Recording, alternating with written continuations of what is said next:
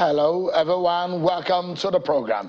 This is Politics Today live on Channels Television. I'm Sean Kimaloe in Abuja. Let's begin by telling you about some sad stories coming from the Independent National Electoral Commission, where its infrastructure is being yet affected again.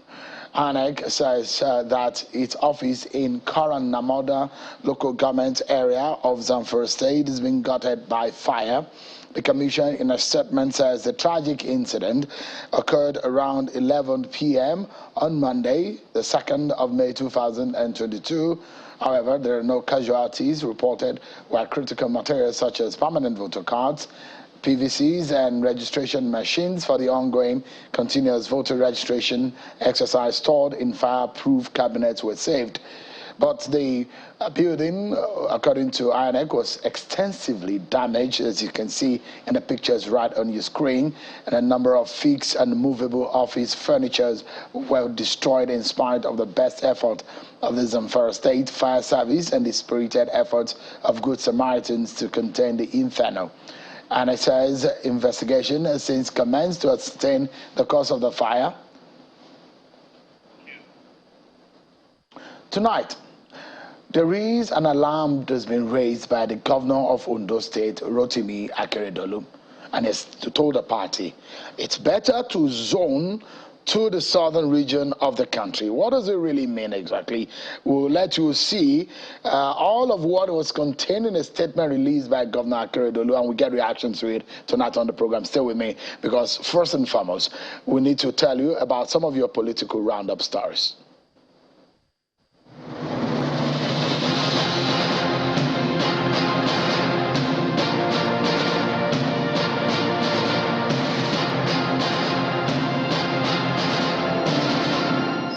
The executive governor of Rivers State and presidential aspirant in the forthcoming 2023 general elections, Nyesom Wike, has visited Governor Aminu Masari of Katsina State and PDP delegates in the state to seek for their support. His visit is coming ahead of the PDP primaries scheduled to hold on May 28 and 29, 2022. I'm coming here to talk to delegates. I'm not really my chairman is here. I will report you back and beg them to support me. As the governor of the state. Governor Masari praised the role played by Governor Wike for not allowing IPOP to penetrate Rivers State. As a committed Nigerian, if you had allowed the situation to penetrate Rivers, only God knows where the situation would have been today. And former Governor of Anambra State, Peter Obi, is also consulting, and he says banditry attacks and other insecurity challenges across the country are a form of revenge on Nigeria for neglecting to invest in human capacity building for several years. Peter Obi, who was a presidential aspirant of the People's Democratic Party, was speaking during a meeting with delegates at the Rivers State Party Secretariat in Port Harcourt. There's no nation in the world that will not go through what we're going. When you have 100 million people living under poverty. Another presidential aspirant of the PDP moving around in consultation is a renowned banker, Mr. Muhammad Hayatuddin, who has visited Adamawa State Governor Umar Fintiri and delegates of the party. During the visit, the host, Governor Fintiri, says the presidency of Nigeria is not the exclusive preserve of some sections of the country, but must be open and a level playing ground be made available for all. What Nigerians are expecting of us is to harvest all these potentials and capacity that we must take power in 2023. Mr. Hayatuddin says he is disappointed with the APC-led government as they have woefully failed Nigerians in all spheres of life. Would you rather live in a Nigeria that is afflicted by these kind of deep-seated problems? Or would you rather live in a country that is actually safe, secure, and stable? The PDP presidential aspirant left Adamawa State and visited Taraba State too in the same northeast region, where he told the Taraba State Governor Darius Ishaku and delegates that Nigeria needs a leader of his competence and experience. The former managing director of FSB Bank and boardroom guru told the state delegates led by the state chairman of the party, retired Colonel Agbu Kefas, that he is offering himself for service because he has all it takes to reverse the dwindling fortunes of the country. Every nation requires a leader at a particular moment in its history. Governor Ishaku gave some words of encouragement to the aspirant, while he also endorsed the aspiration of Hayatuddin, saying he possesses the requisite experience and integrity to lead the country. Members of the Ogun State chapter of the People's Democratic Party have accused the National Working Committee of the party of an alleged subversion of the results of the Ward Ad Hoc Delegates Congress held across the 20 local government areas of the state on Saturday. The members in their numbers stormed the state secretariat of the party to register their displeasure over the development, which they say was taken to favor an influential member of the party in the state. Chairman of the People's Democratic Party PDP Ward Congress's Electoral Appeal Panel for Edo State, Senator Chukwuka Utazi, has assured party members of fair hearing to all petitions that could emerge from last Saturday's ad hoc delegates election across the 192 wards in the state. The second-term bid of the Kwara State Governor Abdurrahman Abdurrazak has received a boost from the Emir of Ilorin, Alhaji Ibrahim Sulugambari, who asked him to publicly declare his ambition to recontest. At the annual Bareke, where the Emir paid solemn homage to the governor in Government House, the chairman of the Kwara State Council of Traditional Rulers said the governor had done well to deserve another shot at the post. To testify to the fact that I'm here in good faith.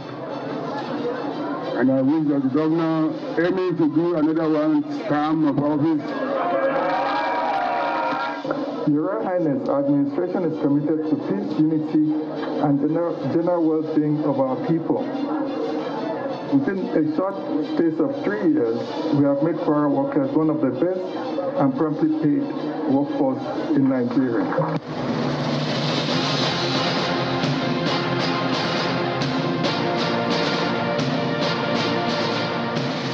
There you have it, your political roundup stories. Let's get to our major focus for tonight's discussion.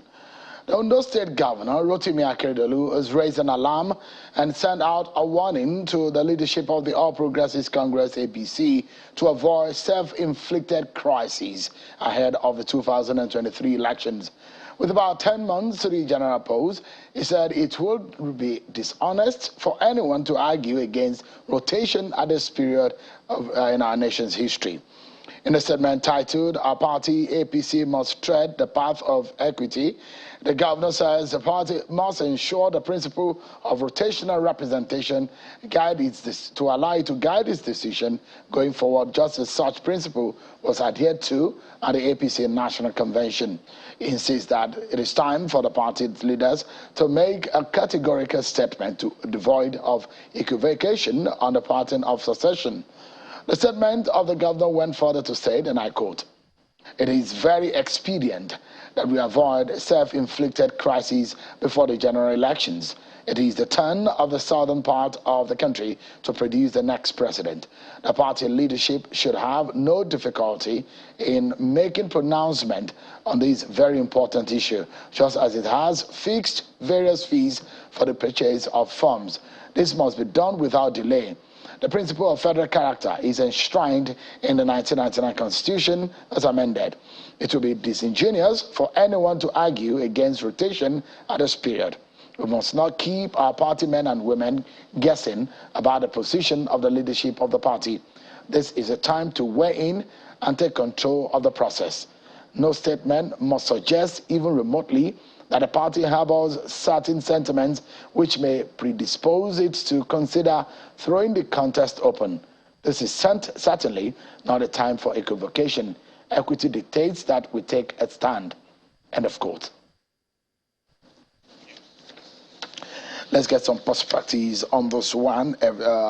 It's a major one, coming from a governor, a senior advocate of Nigeria. If he's raising this kind of issue, maybe he's looking at it from not only the legal point of view, he's perhaps also looking at it from a political point of view. He's a governor serving a second term, and a senior advocate of Nigeria is probably talking from a lot of experience there.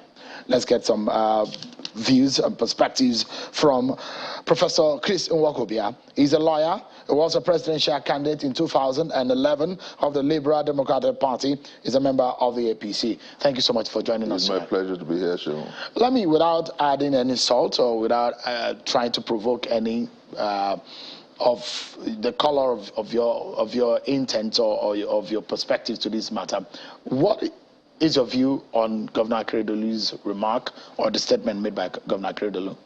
Sean, let me say clearly that oftentimes when I listen to political operators, and when they are lawyers and they try to be smart or intelligent by half, it bothers the carapace of my mind. And I say this advisedly. The Constitution of the Federal Republic of Nigeria does not support zoning of elective position. It doesn't in any way. The Constitution provides that anybody who is of age can contest, can vote, and be voted for. That's the provision. When parties, for convenience and sense of inclusivity, if you like, decide to zone party positions, they can do that within their the purview of the party constitution. And now, let me say what is very importantly, Shehu, as we discuss our country and as we progress towards 2023, I've read quite a lot of reactions from elder statesmen, people who should educate Nigerians rightly. Shehu, what does zoning do? If you zone a political office, you're attempting to cause some air of inclusiveness, equity, like he said, at this level. But do you know what it actually does? In trying to solve today's problem, you're creating a behemoth, you're creating a leviathan, you're creating greater problems for tomorrow. And let me give you this practical instance. If you zone the presidency to any zone, and a man produces, if perhaps my son were to be the best item after me, Nigerians will say to him, oh, your father was president of the Federal Republic of Nigeria, so you have to wait for another person. So that's denying somebody who's competent his rights on the altar of zoning, on the altar of geography. And I think that what is important here is that if we feel that our enterprise as presently run is defective, we should address the fundamental issues of nationhood rather than try to create greater problems for tomorrow. I want to say, Shehu, that when in 2014-2015, Mr. President ran for the office of president and seeking the party's ticket, we had Igbos on the ticket. We had a Rocha Sokorocha seeking for nomination. We had somebody from the North Central, Samanda Azaya. He sought the position. We had an Atiku Abubakar, and we had Muhammadu Buhari, our president. He defeated the others in the primaries. In no actual fact, anybody who's telling you that parties had zoned in actual fact the presidency of this country to a particular zone, they're being smart by half and very unfair to the Nigerian public.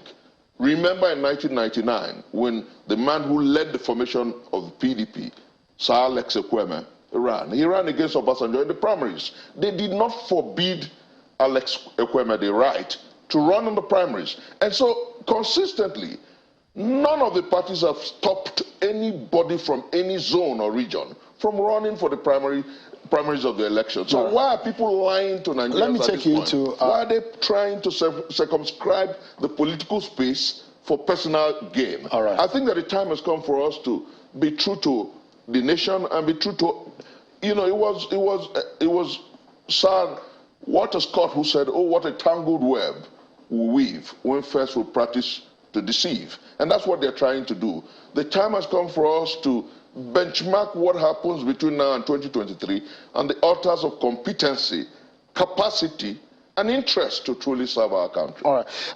Let me take you from a place that is a bit very comfortable with you, and that is law. Let me ask, zoning tend, the concept and the principle of rotation, does it tend to give a balance in some way, isn't it? Is that the intent? Zoning of political offices would not give a balance because it alienates. But I'm talking about whether it achieves it or not, but the intent of those who conceptualize the idea of rotation and zoning was that it can go around for everybody to have its stake. Shehu is different from quota system. It's different from federal character. You know, the Constitution provides that every state, in terms of federal character, should have a member at the cabinet. That's why you have every state produce at least a member. So, I mean, Prof, you are preempting my next question. Okay, but if you may, just answer this question, that the sensibility of the drafters or those who postulated the concept of rotation and zoning in the Nigeria's politics is that position of presidency or governor or whatever position should go round so that every part of the community, either being governor in the state or the nation, will have a stake. Is that the intent? It's a convention, yes, it is a convention. Yeah. So the issue of federal character, does it have a similar concept that every part of the polity should have a stake? The federal character is in terms of appointments. But is the concept similar?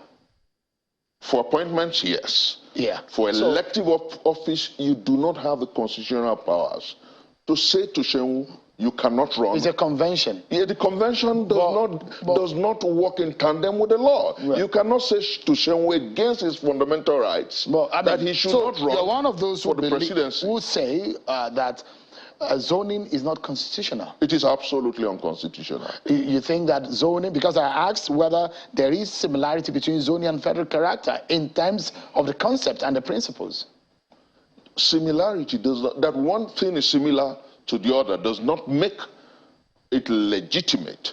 What we're saying is that zoning of elective office is illegitimate, is unconstitutional, because the Constitution envisages that every Nigerian has a right to aspire to vote and be voted for. So in the concept of voting age. In the concept of democracy, where you rightly can capture the ideas and the ideals of equity, fairness, you are saying that the idea, because it's not captured in the Constitution, that concept of democracy can be obliterated. Is that what you're saying? No, that's not what we're saying. What we're saying, Chinwo, is the fact that fundamental issues must be addressed rightly. You do not, in trying to solve today's problem, create greater problems for tomorrow. And I say this advisedly. Chinwo, look at it.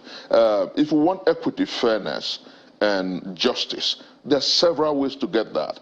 Nigerians have asked for true fiscal federalism. That's one of the ways to assuage these problems. Nigerians have talked about resource control. That's one of the ways of assuaging these problems. You have the need to grow your wealth comparatively. That's one of the ways to solve this problem. Not lifting individual ambition. Not attempting to narrow the political space, because some political operators think that when you narrow it down in the name of zoning, it becomes easier for them to become president. The high office of president must be treated as such. Showing what this country needs is to raise the banners of competency, capacity, commitment, and dedication to leadership. I'd like to ask this question because I think I have an idea. Are you of the Anyama or Onyocha part of Delta? Yes, I am. Are you more like a minority in your state? No, in terms of local government, no, I'll be fair. Yeah. In terms of local government, we have the largest number of local governments, so I wouldn't. Maybe I should use myself. I mean, I hate to use myself as I'm Shehu Okimaloye by every intent, and my name says that I'm a Yoruba man. And by origin, I'm a Yoruba man. But I'm from Kwara State, not central Nigeria. I'm a minority from where I come from. I will never be able to be a governor in my state based on where I come from. No, that's not true, Sean. No, I mean, if the concept of zoning and spread does not, those are some of the, I'm bringing it home so that at least you can relate with me sitting right in front of you. So your objection is the fact that zoning is unconstitutional. But if it's unconstitutional, does it also take away the fact that equity and fairness as prescribed by those who brought up the concept of democracy, thinking that everybody, if so that one person cannot take all, is not a winner takes all. It's a game that everyone should be part of. Does it make sense to you? Let me say this clearly. Most times Nigerians forget the fact that if you're a fantastic item, if you're able to think on your feet, if you have an amazing charisma, if you're competent, if you're able to sell your message, nobody cares whether you're from a minority in a state. That's the truth. And I say this advisedly. All over the world, what sells an individual, like in 1861, I think was Marcel that was talked about. It says, if you are competent, even if you were to have your home in the woods, the people will find you because you're competent. I think that that's what Nigeria needs. The turn-by-turn normative, if you like, hasn't done us any good. So you disagree with the North is in trouble today. They've produced the highest number of presidents. Shehu, across Nigeria, you have seen what is turn by turn. In Benue State, for instance, the thieves have held power for almost as long as you. What has it done for their people? The truth is that what we must do is raise the banner of competency, capacity, and commitment to leadership, more than about geography and ethnicity. So you disagree with Governor Akeredolu? I disagree with everything that has to do with zoning, Shehu. And you think that is unconstitutional? Absolutely unconstitutional. You think that is far away from the concept of federal character?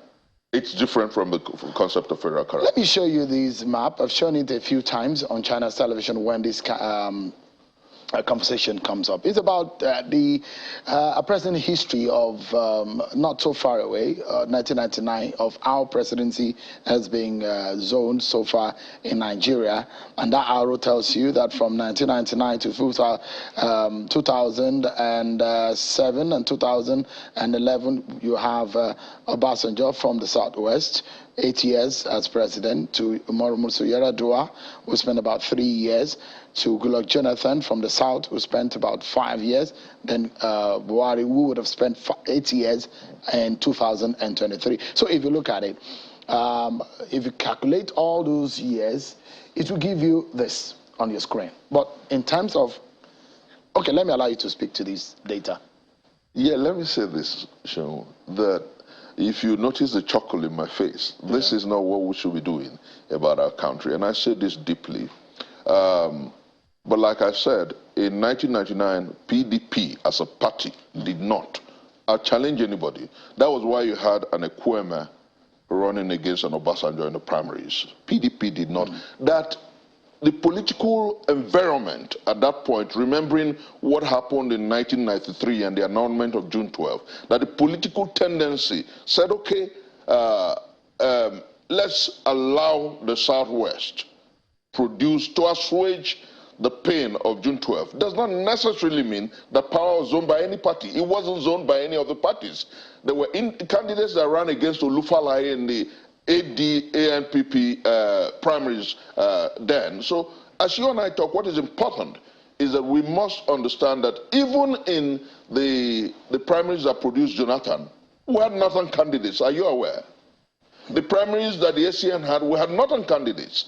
The primaries that produced Buhari in 2014, we had an Igbo candidate. Nobody concluded, and that's why I differ with the position of Akeredolu. Nobody said that an Igbo candidate or an Hausa candidate or somebody from the North Central shouldn't run. So we should stop presenting these issues as though at any point any party came out clearly to say it must be only Northern candidates. That's what Akeredolu is trying to say, that it must be Southern candidates at the primaries. You make quick reference to PDP and what happened with Ekweme, but you remember that Rimi was stopped in Jos at that primary. Rimi was not outrightly stopped. He was told that it was zoned to the south. Which of the primaries? The one in Jos, I'm telling you, the convention. How was it stopped? He was told that it was zoned to the south. That is the story. Which of the parties? The PDP. How was it zoned to the south? Who became the candidate? Olusegun Obasanjo. No, but you had an Alex Ekweme running against an Obasanjo, and then it wasn't only the PDP, it wasn't only the Northern, the Rimi that was stopped. There were other people who were stopped based on the exigencies at I'm that time. telling you that Northern candidate on the example that you were saying about the PDP, we had a Northern candidate on the ballot. Is not right about the fact that PDP anybody could run at the time. You remember what happened? The story about how Obasanjo was brought, and a few people were also brought out in 1998. The challenge then wasn't about zoning power. Are those concepts? Are those issues? The challenge have they gone away? Was about assuaging the pain of June 12. Are those divisions still here or not? How do we address them? Fundamentally, true fiscal federalism. When people say that they're marginalized, you think that they don't need to, just a moment, you think when people say they're marginalized, you don't think they need to listen to? How does zoning the presidency to a particular ethnicity or geography solve the issues? You don't think the political inclusion is relevant in our politics? When an individual holds power as it stands today, without a fundamental constitutional amendment, it is politicians trying to wave a bad flag on all of us. They are trying to be smart by half. We have seen it happen in the Southwest when Obasanjo was president for 8 years. How much benefits did he bring to the Southwest? We have seen it in the 8 years of our present president. We've seen it across. What we need in this country is an agitation, a constitutional amendment for true fiscal federalism, for devolution of power, for resource control, the fundamental issues that should make our federalism work. We're talking about governance. Not about an individual and his ambition. You're talking about governance. We're talking about politics and political inclusion. Now, politics a lot of the times drive our governance. It's a structure that helps to drive our governance structure. Now, the question is, if you don't get it right, you might not get your governance right. So the question is, when there are agitations and a multiplicity of opinion, ideas, and electricity in Nigeria as we have it today, you don't think the minority will be forever subjugated if the idea of zoning, fairness, and distribution of power is not properly treated? We must learn to be true to what we say on paper. If Governor Keredolu had written to the APC 2 years, 3 years ago, talking about the need for the restructuring that the party talked about when we campaigned in 2014, 2015, I will align with him. But when the motive is perfidious and perfunctory and mendacious, when it is to serve a political purpose, I totally disagree. I think that the time has come for us to make the benchmark, the minimum, for the APC, the PDP, and the other parties, that when whoever becomes the president of the Federal Republic of Nigeria will proceed to the National Assembly, convene an emergency session where the issues of true fiscal federalism, devolution of power, restructuring will be addressed. Other than that, those who are talking about zoning as part of the problem of part of the solution to the problem of this country are being intelligent by let's anchor on this note. And I'd like to ask you, were you at the APC National Convention? The last convention, no, I wasn't there. But you monitored? Yes, I did. But was it important for the party to have considered zoning when the issue of election to offices were The parties have the right to tinker with what they consider right.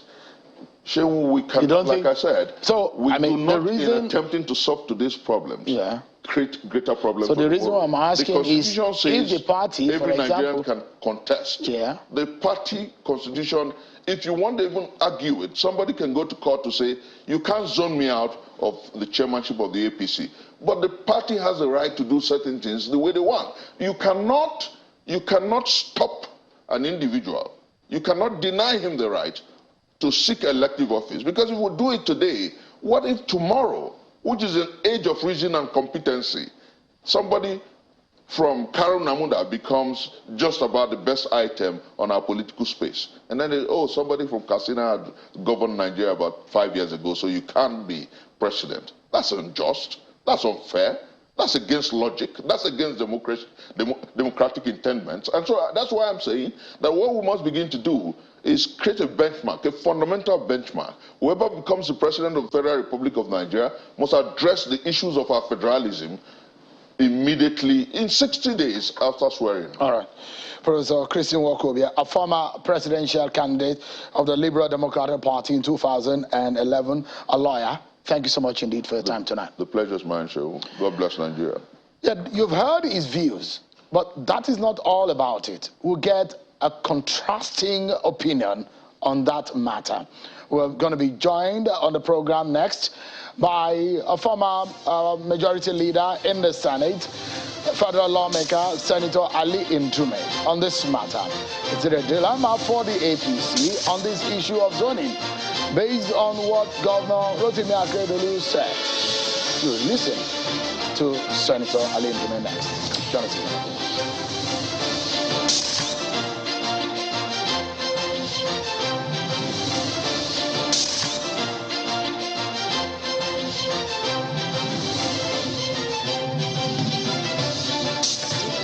getting a totally different view from what we had from Professor Nwokobia. I'm now being joined by a former majority leader in the Senate and Senator representing Borno South in the Red Chamber of the National Assembly. He chairs the Senate Committee on the Army, Senator Ali Ndume. He joins us right live here in our Abuja studio. Thank you so much for coming. You're welcome. Thank you. You've read, perhaps, let me bring back the text of what Governor Akeredolu said today, basically telling the APC leadership that it has to take a drastic or immediate action or make its decision known on the issue of zoning. Let me show you again what Governor Akeredolu said for our viewers who may just be joining us right now on the program. Governor Akeredolu in that statement says, and I quote, he said, it is very expedient that we avoid self-inflicted crises before the general elections. It is the turn of the southern part of the country to produce the next president. The party leadership should have no difficulty in making pronouncement on this very important issue, just as it has fixed various fees for nomination of candidate for the different position, the purchase of forms. This must be done without delay. The principle of federal character is enshrined in the 1999 Constitution as amended. It will be disingenuous for anyone to argue against rotation at this period. He went further to say we must not keep our party men and women guessing about the position of the leadership of the party. This is the time to weigh in and take control of the process. No statement must suggest, even remotely, that a party harbors certain sentiments which may predispose it to consider throwing the contest open. Senator, what's your reaction to that? I support that 100%. Support his position. Am I surprised that you're from the north? Well, I'm a Nigerian. I'm from the north, but I'm a Nigerian who believes in justice, equity, and fairness. And that is what the party is built on. And I think what Akeredolu said is just my advice to the party they should take a decision. But even if they delay it a bit, it doesn't change the position, actually. It's an inevitable one. Because going by what he said and what has just recently happened, the national chairman, in principles, not in writing, was agreed to come from the north after the south has been the chairman. And as you can see, nobody contested for the chairmanship of the APC from the south. Did anybody do that? I didn't see anybody. Okay. And not that they don't have people. They have very capable people from the south that could have run for the position of the national chairman. But because there's these unwritten principles that we have had national chairman for those periods up to the time Oshomole left from the south, and this time around, the national chairman of the party should come from the north, and nobody. And in 2015, when it was also agreed in principles that the president should come from the north, nobody from particularly southwest or south-south went into the contest. And it's not because there are no capable hands there. You understand? But based on these principles, I said it here before, that the only person that contested from the southeast, I don't want to even use the word contested, that participated, it was Okorocha. Even as at that time, Okorocha had his gubernatorial ticket in his pocket or in custody of his son-in-law before he went to that contest. And he didn't win in Southeast because in principles, we agreed that the North should produce the president. And in the contest, there was a candidate from Northeast, Atiku Abubakar. There was a candidate from North Central, late Sam Ndazaya. And there were two candidates from the Northwest, President Muhammad Buhari and Rabiu Konkoso then. So this time around, I don't think that should change. So the argument is that if you zone, you are evidently stopping some people from exercising their franchise. No. As some people will argue, like my former guest says, that it is unconstitutional. The concept of zoning is unconstitutional. With all due respect, that is what the lawyers say. to the lawyer that just spoke. He has no locus standi to speak from that, because I'm talking as a senator of APC. What happened outside that one? And what do you, as he said, do you now, if you look at it, the federal character, the principles of equity, fairness, is a constitutional matter in any party. Is zoning and federal character the same? Yes.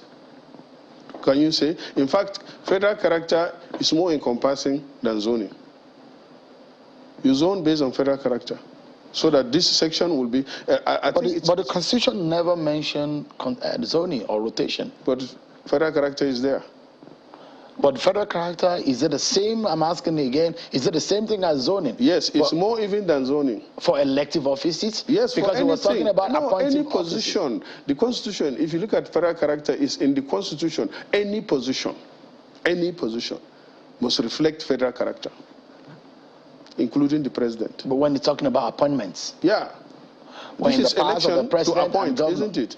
No, you elect. You go for an election. Of course, now, if APC, I'm talking about APC, if APC zones it and it should vote zone to the south, then other parties can zone wherever they want. And it is Nigeria that will choose or vote or elect whoever they want.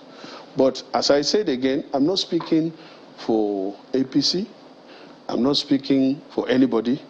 I'm speaking as Senator Mohammed Ali Ndume in APC that has a responsibility to speak out, because that is what I swore to do. Are there possibilities or the thinking within your party that there is a possibility of anything major happening for maybe the party throwing it open or zoning to the north? Because I'll soon show you the faces of those who are gunning for the offices in that presidency in your party. Is only one name that I know presently that is from the north.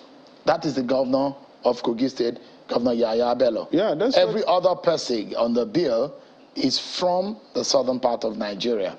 Well, that is it. That is moving towards the direction I'm talking about.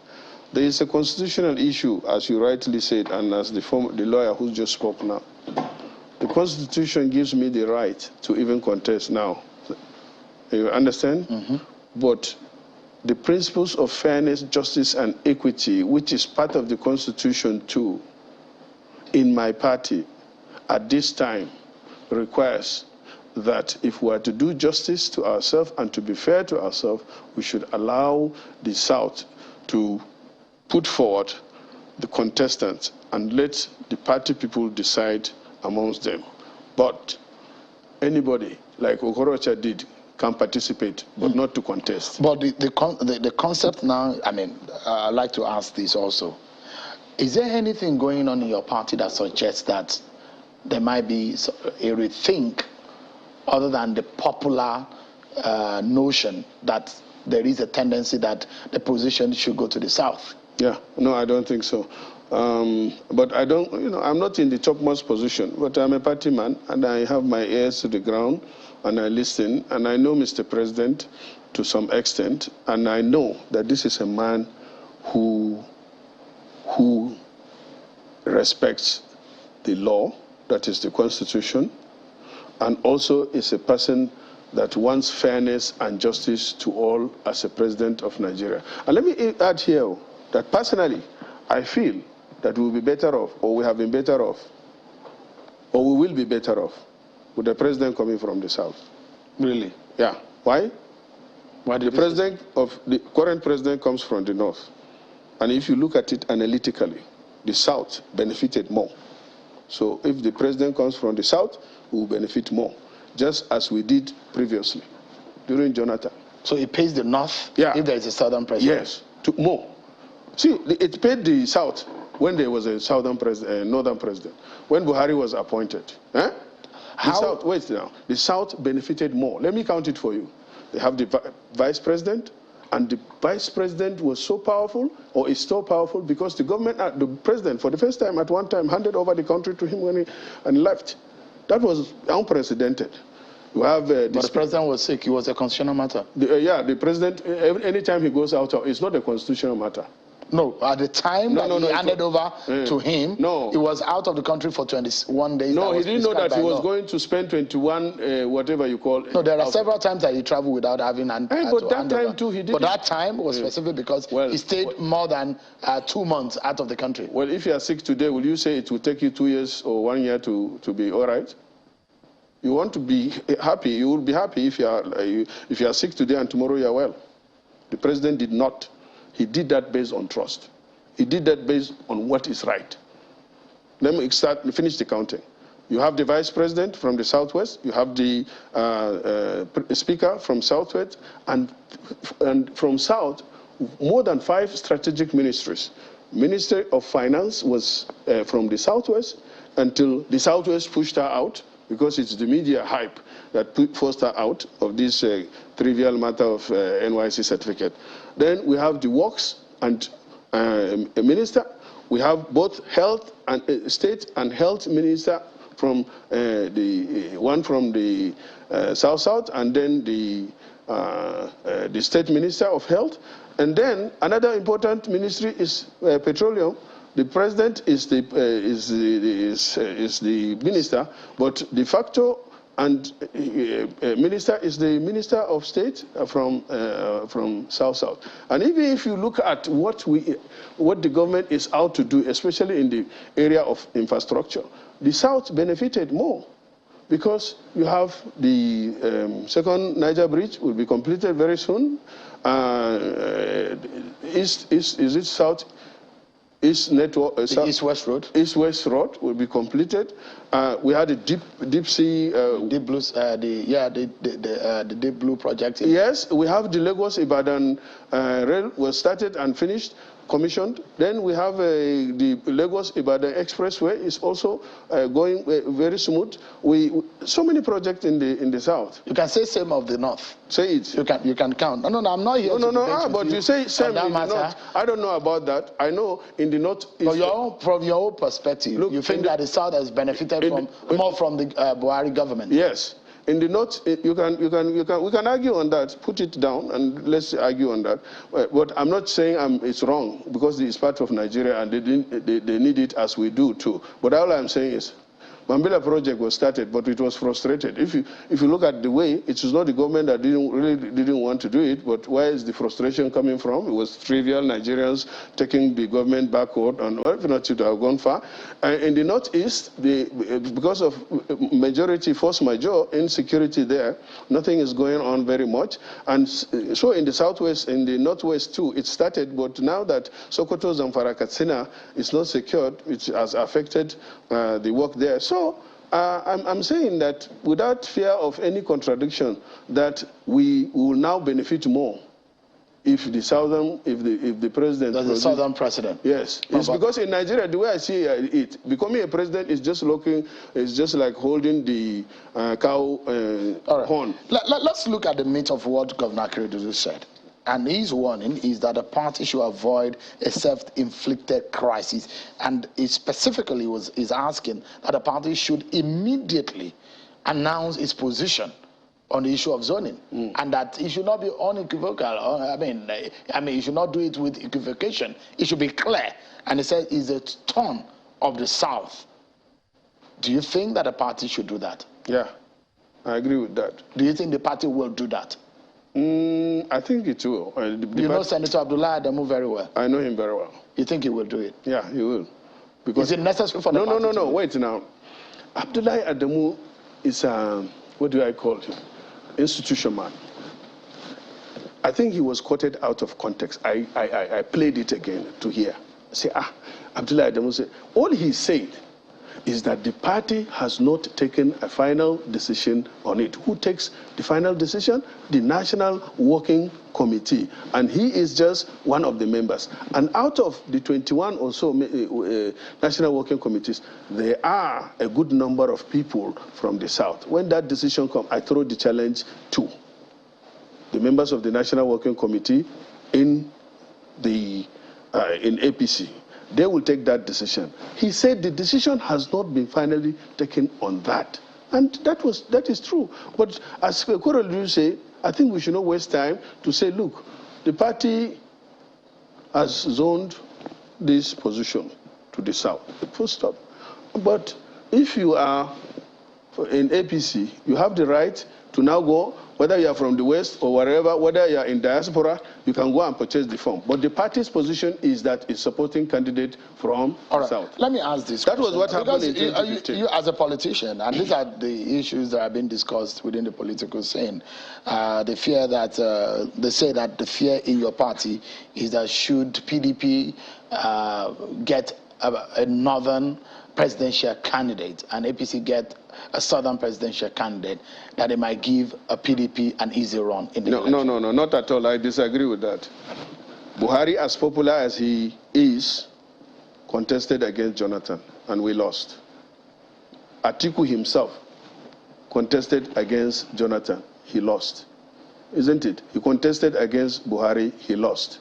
So it's not the matter of north-south. Look, let me tell you, I'm a northerner. And I'm very, very sure that many northerners, many or majority northerners, believe more in justice and fairness, especially the poor people. They know. Are they the ones you call Talakawas? Yes, the Talakawas believe more in justice. And my religion, Islam too, believes strongly in justice and equity. Adalci, we call it. And there is a need for us. And in Islam, well, maybe some academicians will say, when it comes to leadership, justice, fairness, equity, and trust. As the North usually voted as a bloc? Yeah, particularly Northeast and Northwest. They've always voted as a bloc? Yeah. As religion play a major role in their decision? Yeah. You think it will play a major role also in this coming election? No, not to that extent. Jonathan won in several states in the north when he contested against Buhari, as popular as he was, or he is. If your party fails... So when talking about PDP, tell me, it depends on the candidate too. It depends on the candidate. This is the third time or fourth time Atiku will contest. He did before. He did against two contests against a southerner, or one or two. He ran on the ACN at some point. Against who? He ran PDP. And then he ran APC. Now he's going back to run in all those. He didn't win. So I mean, the PDP has not even selected him as a candidate.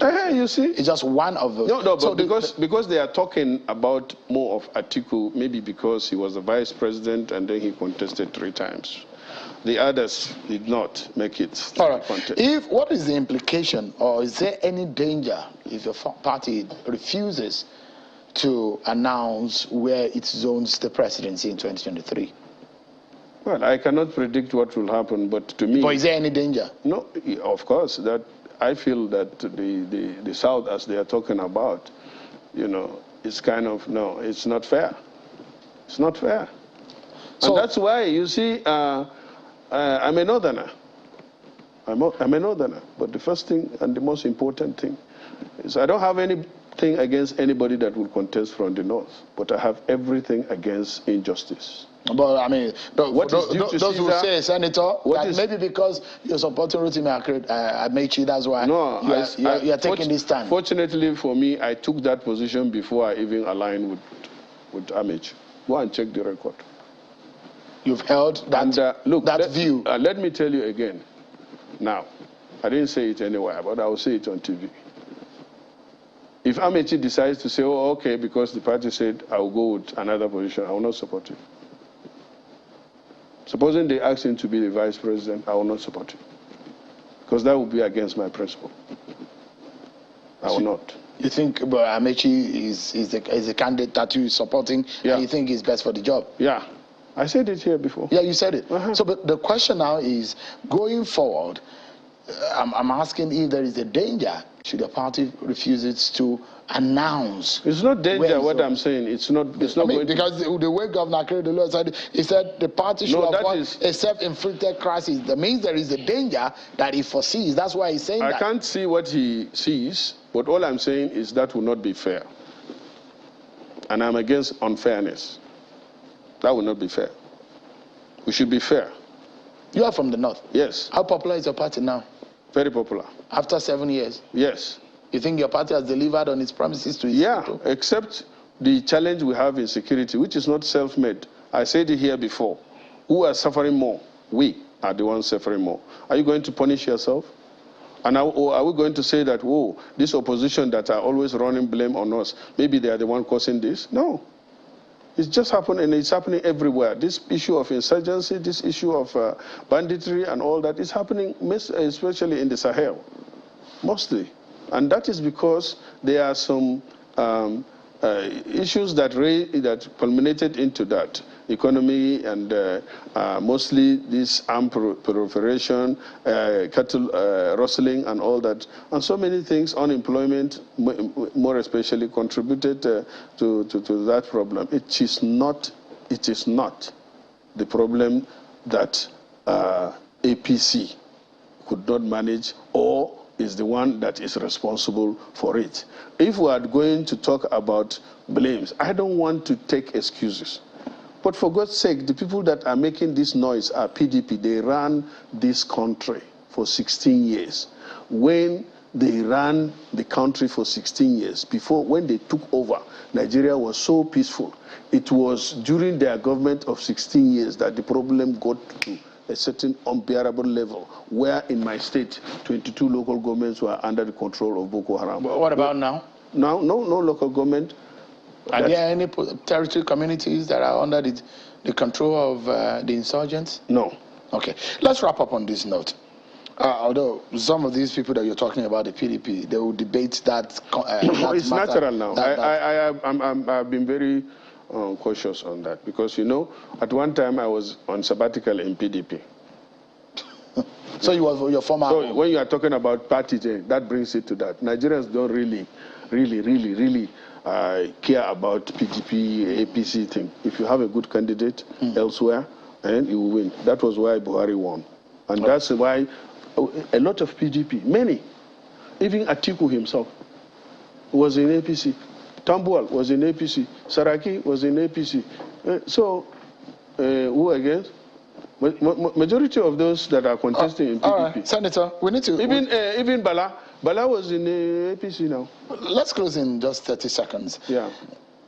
Do you think that President Buhari should come out and declare who he's supporting?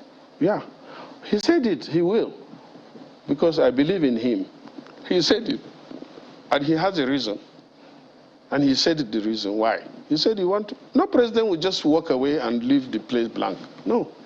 You think whoever he anoints might be the candidate of your party? Of course, even myself.